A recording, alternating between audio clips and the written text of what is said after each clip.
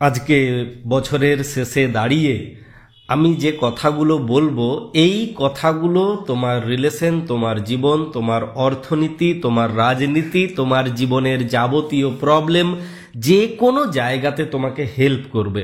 আমি আজকে তোমাকে কোনো টিপস দেব না, কোনো ট্রিক্স বলবো না। আজকে শুধুমাত্র তোমাকে, আমাকে বলবো, আমার জীবনের কিছু অংশ বলবো যেগুলো তোমার জীবন বদলে দেবে। এবং এই ভিডিওটা তোমার মনে থাকবে, এই লোকটাকে তোমার মনে থাকবে। বেশ কয়েক বছর আগে যখন আমি স্টুডেন্ট, তখন আমি এটুকু বুঝে গিয়েছিলাম, বিপদের দিনে কাউকে পাশে পাওয়া যায় না। নট এ সিঙ্গেল পারসন, কাউকে পাশে পাবে না তুমি। যত বিপদে পড়বে তত একা হতে শুরু করবে। আর সেই বিপদ যদি অর্থনৈতিক হয় তাহলে তো কিছু বলারই অপেক্ষা রাখে না। আমি তেমন দিন দেখেছি। যখন গ্র্যাজুয়েশন করছিলাম তখন কিন্তু অর্থনৈতিক চাহিদা মেটানোর জন্য এবং আমার গ্র্যাজুয়েশন কমপ্লিট করার জন্য আমাকে রাইস মিলে কাজ করতে যেতে হয়েছিল, যাতে আমি গ্র্যাজুয়েশন কমপ্লিট করতে পারি। গ্র্যাজুয়েশন কমপ্লিট হয়ে গেল, তারপরে কলকাতায় গেলাম। একাধিক আঘাত রিলেশনশিপে, সেই সব তো চলছিলই, তার সঙ্গে সঙ্গে বাড়ির অর্থনৈতিক প্রবলেমটাও মাথা চাড়া দিয়ে উঠছিল। পরবর্তীকালে আমি নবোদয় বিদ্যালয়ে অ্যাজ এ কন্ট্রাকচুয়াল টিচার হিসেবে জয়েন করেছিলাম। সেখানে তেনুঘাটে 2 বছর ছিলাম। পরে ইচ্ছে করে কাজটা ছেড়ে দিই, কারণ বিয়ে করেছি। আমার স্ত্রী বাঙালি নয়, যাতে তার প্রবলেম না হয় তার জন্য আমি রয়ে গেলাম। জীবনের সবচাইতে বড় ভুল সেখানে করেছিলাম। এবং এখান থেকে আমি হাড়ে হাড়ে মানুষ চিনতে শিখেছিলাম। আমি ভেবেছিলাম লেখালেখি করে জীবনটা চলে যাবে। সেই সময় পর্বে আমি প্রচুর লেখালেখি করেছি, আনন্দবাজার থেকে শুরু করে বাংলাদেশের বিভিন্ন পত্রপত্রিকা। আমার ভারতে প্রকাশিত বই আছে, বাংলাদেশে প্রকাশিত বই আছে, একাধিক বই আছে, প্রচুর পত্রপত্রিকায়। 2016 সালে সম্ভবত আমি 51টা পত্রিকায় গল্প লিখেছিলাম শারদিয়াতে। আমি ভেবেছিলাম লেখালেখি করে জীবনটা কাটিয়ে দেওয়া যাবে। তারপরে আমি এমন অভাবে পড়েছিলাম, আমার বড় মেয়েকে 3 টাকা দামের একটা বিস্কুটের প্যাকেট পর্যন্ত কিনে দিতে পারিনি। তেমন দিন দেখেছিলাম আমি। তাই এই জগৎ সংসার সম্পর্কে আমি মোটামুটি সচেতন। মানুষ কেমন আমি চিনি, জানি, খুব কাছ থেকে দেখেছি। এরপরে তোমাকে যে কথাগুলো বলবো সেই কথাগুলো একদম মাথায় রাখবে, মন খুলে প্রাণ খুলে শুনবে। এটা ভাবতে ভাবতে শুনবে তোমার নিজের দাদা, হ্যাঁ তোমার নিজের দাদা কিংবা ভাই তোমাকে এই কথাগুলো বলছে। কে কি করছে, কে কি বলছে, চুলোয় যাক, চুলোয় যাক। তুমি কি করতে পারবে, তোমার দ্বারা কি করা সম্ভব, আদা জল খেয়ে লেগে পড়ো। জীবন বাজি রেখে সেই কাজটা করতে শুরু করো, যে কাজটা করতে তুমি পছন্দ করো। আমি জানি সাকসেস দুদিনে আসবে না। আমার এই চ্যানেলটাকে দাঁড় করাতে আমি কত পরিশ্রম করেছি তোমাকে বলে বোঝাতে পারবো না। প্রচুর পরিশ্রম করেছি, প্রচুর। দিনকে দিন বলিনি, রাতকে রাত বলিনি। যখন কলেজে প্রথম ঢুকেছিলাম অ্যাজ এ গেস্ট লেকচারার হিসেবে, আমার মাথাতে বিরাট বড় বদনামের বোঝা চাপিয়ে কলেজ থেকে সরিয়ে দেওয়া হয়েছিল। পরে সম্মানের সঙ্গে ওই কলেজে আবার ঢুকি, সেটা আলাদা ব্যাপার। কিন্তু আমার মাথাতে যে বদনামের বোঝা চাপিয়ে দেওয়া হয়েছিল, তারপরে সেখান থেকে ফেরাটা ভীষণ প্রবলেমের ছিল। সেই জায়গা থেকে নিজেকে দাঁড় করানো, নিজের পরিবারকে দাঁড় করানো, মাথা উঁচু করে বাঁচা, যেখানে যাই সেখানে আলাদা একটা সম্মান পাই। আমার কোনো ভাই বা কোনো বোন পরিচিত বেরিয়েই যায় যারা এই সোশ্যাল মিডিয়ার থ্রু দিয়ে আমার কাছে এসেছে। আমি দাদা হিসেবে কিংবা ভাই হিসেবে বলবো, যতক্ষণ পর্যন্ত তুমি চেষ্টা করতে পারছো, যতক্ষণ পর্যন্ত মনে হচ্ছে হ্যাঁ আমি পারবো, আরো পারবো, আরো পরিশ্রম করতে পারবো, ততক্ষণ পর্যন্ত পরিশ্রম করো। দুনিয়া একদম কেউ সঙ্গ দেবে না ভাই, কেউ সঙ্গ দেবে না যদি তুমি তোমার সঙ্গে না থাকো। এটা হবে তোমার প্রথম কাজ। রিলেশনশিপ থাকবে, ভালোবাসা থাকবে, তাকে সময় দেবে, তার সঙ্গে গল্প করবে, ভবিষ্যৎ নিয়ে প্ল্যানিং করবে, সব থাকবে, কিন্তু আমার নিজের কাজ ফেলে দিয়ে, নিজের কাজ ছেড়ে দিয়ে আমি ওকে সময় দেব না প্রতিদিন। একদিন আধদিন হতে পারে, তার সময় অনুযায়ী নিজের সময় আমি তৈরি করব না। আমার ভবিষ্যৎ কি আমি নিজেও জানি না।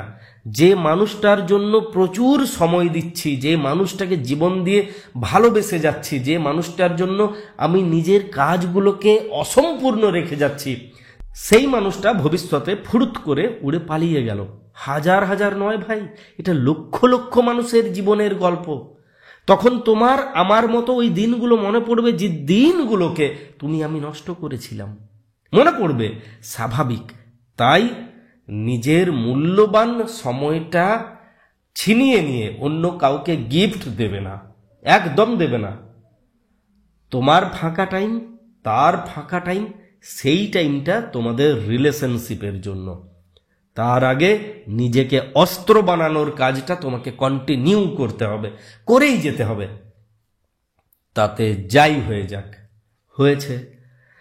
নেক্সট, তোমাকে মিউচুয়াল ফান্ডে টাকা জমাতে হবে, হবেই। তা তুমি স্টুডেন্ট হও, কিছু করো না করো, তোমাকে টাকা জমাতে হবে। টাকা জমানোর জন্য তোমাকে মিনিমাম কাজ করতেই হবে। প্রতি মাসে 500 তো 500 টাকা কিন্তু তোমাকে জমাতে হবে, কারণ ভবিষ্যতে ওই টাকাটা তোমার সবচাইতে বড় বন্ধু হয়ে তোমার সঙ্গ দেবে। তাই টাকা তোমাকে জমাতেই হবে, বাজে খরচা করবে না। যতটুকু প্রয়োজন ততটুকু খরচা করবে। খরচা করার প্রচুর জায়গা খরচা করার। এক রাতে কোটি টাকা উড়ে যাবে যদি খরচা করার গল্প বলো, কিন্তু তোমাকে জমানোর অভ্যাস তৈরি করতে হবে। তোমার যতটুকু আয় তার 30% তোমাকে জমাতে হবে, জমাতেই হবে। এনিহাও জমাতে হবে, কোনো গল্প চলবে না, জমাতে হবে, নতুবা ভবিষ্যৎ বিগড়ে যাবে। মনে থাকবে। পরের স্টেপ, আমি ঘুরব। যদি ও আমার সঙ্গে ঘুরতে চায় ঠিক আছে, যদি না চায় আমি একা ঘুরব। আমাকে ইংল্যান্ড আমেরিকা যেতে হবে না। আমার লোকালে যে জায়গাগুলো ঘুরতে গেলে আমার কাছে একটা বাইক কিংবা একটা সাইকেল যথেষ্ট, সেই জায়গাগুলোই যাব, সেই জায়গাগুলোকে উপভোগ করব। যেমন আমার বাড়ির লোকালে অনেক জায়গা, বিহারীনাথ আছে, বড়ন্তি আছে, এদিকে শুশুনিয়া আছে, ওইদিকে জয়রামবাটি কামার পুকুর আছে, যেগুলো আমি চাইলে যে কোনো দিন বেরিয়ে যেতে পারি, সন্ধ্যাবেলার আগেই আমি বাড়ি ফিরে আসব। তেমন জায়গায় যাব। সুইজারল্যান্ডে যাওয়ার দরকার নেই আপাতত, যখন হবে তখন যাবে, কিন্তু তোমাকে ঘুরতে হবে, মানুষের সঙ্গে কথা বলতে হবে, নিজেকে জানতে, নিজেকে বুঝতে, নিজেকে শিখতে গেলে মানুষের সঙ্গে মিশতেও হবে। হয়েছে। আর কি করবে? দেখো, কষ্ট হবে, খারাপ লাগবে, মানুষকে পাল্টে যেতে দেখে অবাক হবে, কিন্তু সেটা নিয়ে পড়ে থাকবে না। যাতে নিজেকে স্ট্রং রাখতে পারো, প্রত্যেকটা বিপদে নিজের হাতটা যাতে শক্ত করে ধরতে পারো, তার জন্য মনটাকে শক্ত হতে হবে, হতেই হবে।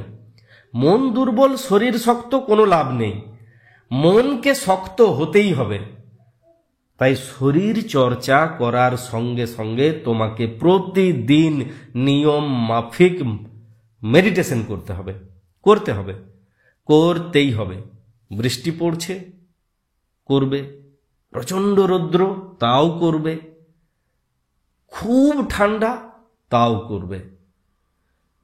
এই অভ্যাসগুলো নিজের ভেতরে তৈরি করো, নিজের পোশাক পরিচ্ছেদের উপরে নজর রাখো, এমন পোশাক পরো যে পোশাক পরলে তোমার নিজেকে দেখে নিজের রেসপেক্ট হবে, তেমন পোশাক পরো। দিন বদলে যাবে, দুনিয়া বদলে যাবে। যারা গুরুত্ব দেয় না, যারা পাত্তা দেয় না, তারা তোমার পিছন ধরবে, তোমার সঙ্গে মেলামেশা করতে চাইবে, তোমার সঙ্গে কথা বলতে চাইবে, তোমাকে জানতে চাইবে। ভিডিওটা সেভ করে রাখবে। যখন মনে হবে তুমি হারিয়ে যাচ্ছ, ফুরিয়ে যাচ্ছ, পারছো না, কোথাও যেন ডিমোটিভেট লাগছে নিজেকে, তখন এই কথাগুলো শুনবে, তুমি দেখবে আবার নিজেকে চাঙ্গা করতে পারবে। নতুন বছরটা তোমার দুর্দান্ত কাটুক। তোমার পরিচিত প্রত্যেক মানুষের এই বছরটা শুধু নয়, প্রত্যেকটা বছর খুব সুন্দর কাটুক। আমার তরফ থেকে, আমার পরিবারের তরফ থেকে তোমার জন্য অনেক অনেক শুভেচ্ছা রইল, অনেক ভালোবাসা রইল। ভালো থাকো, ভালোবাসায় থাকো, প্রত্যেকটি মানুষের সঙ্গে থাকো। আর বেলার শেষে এই খেলার মাঠে একটা কথা অবশ্যই মনে রাখবে, কেউ সঙ্গ না দিক, তুমি তোমার সঙ্গ দিয়ে যাবে। তাই নিজে নিজের হাতটা শক্ত করে ধরে থাকতে হবে, যাতে আমি আমার জন্য পিছলে পিছিয়ে না যাই।